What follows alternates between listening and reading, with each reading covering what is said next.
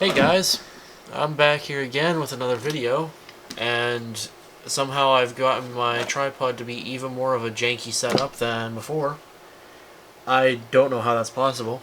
Well, it is being held down by a camera, because I can't find anything else, but today I was going to show my Polaroid collection.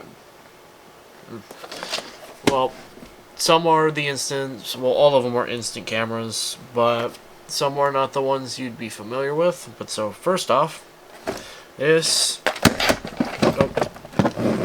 is a Polaroid 220. It is a very large-ish camera. But so basically, it has a shutter speed up to, I want to say it is, yeah, 3000 is the highest. I forgot what this one does. That's how you do the shutter. Snap.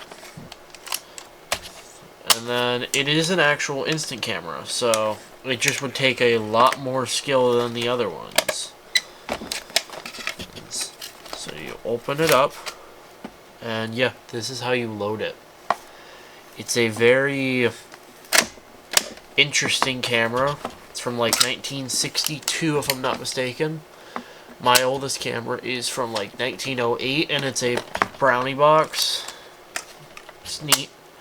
But yeah, this is the viewfinder. This is how you get into focus. Is this one? But it's a very odd, like, size-wise. And then press, I want to say you press, yeah, you just press one of them down, then boom, shut. That is the first Polaroid I'm showing today, and I don't know if that one works because I can't get the film for it anymore. The next camera I'm going to do is this, a Polaroid Captive SLR. This is from the 90s. It uses a defunct type of film called 500 film. It would go in there, and yeah, this is how you'd look through the viewfinder, and then you for a portrait, yeah, then this would be landscape. Then that's your release button to fire. It's a really weird camera, and another thing about it is, because it uses Polaroid film, I can't test it because the battery is in the film. And I will actually show that in a sec because I do have something for that to show. But yeah, very odd, very simple camera. Now, I have two separate things to use for this. One is from this Polaroid 1. It is a pack of undeveloped film that has a dead battery, and it came in the one camera, and I kept it because I thought it was neat because it's undeveloped film. This is a empty cartridge, and the battery is in here, right behind that. But so, on to this one. I have another one of these, but I don't have it with me at the moment. This is a Polaroid Spirit 600. I forget what the other one is. You just load the film in, and then it would give it a sec. When it would be ready, it would do that. Boom, photo taken, and yeah, it's actually one of my favorite Polaroids. It is the second one I really found of like the instant style like this. This is your adjuster for like exposure and whatnot. And then my other one works as well of these. And actually something about that is, so if you get a Polaroid and it doesn't work and you're trying to like replace the battery, you have to buy film for it to test if it works. So yeah, and it is annoying. This is really dusty. But yeah, next I'm going to do another 600 camera. This is a Polaroid 1. This is a 90s era camera. it flicks up like that. That's your shutter button. You look through here. This turns your flash off. Timer. Then you open that, and that releases. This one is really finicky in my opinion.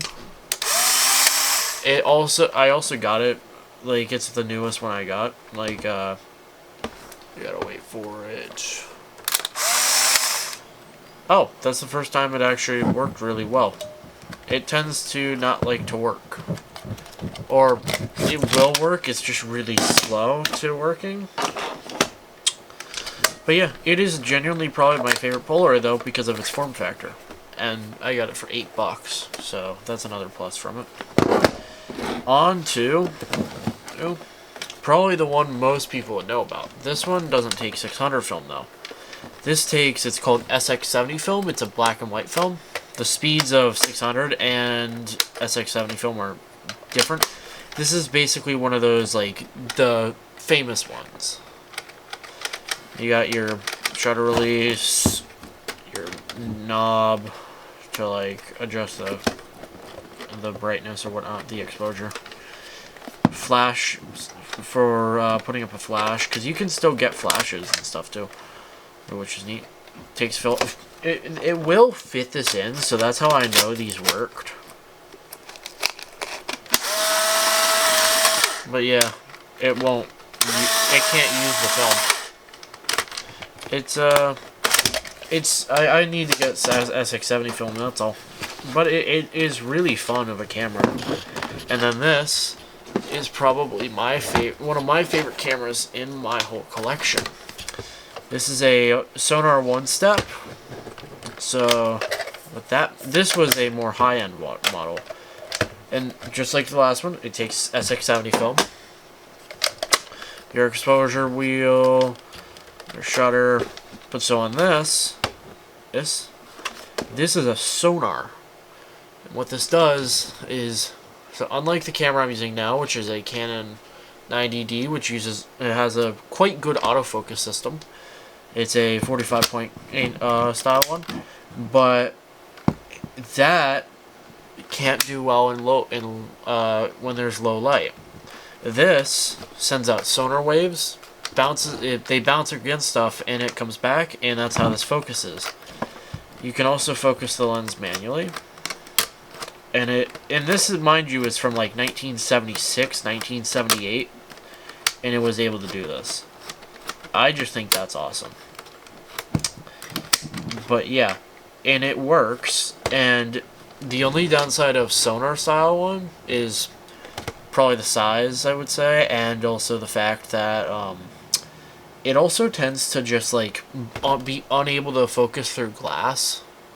It's because of the sonar waves. But yeah, it's a really neat camera, and it's one of my favorites in my collection. And now I actually have some photos I was going to show of some of the cameras. I forget which. I think this was taken on the one over here. Same with that, if I'm not mistaken. I took this, probably on that again, because I hadn't owned the Polaroid 1 at that point. This was a test picture from the Polaroid 1 when I had gotten a film cartridge and was testing it. And it seemed like it wasn't functioning right. Again, not my full collection, but some of the collection. This was taken on the 1 as well, after I got it to work finally. And this is probably one of my favorite Polaroid photos too. Here.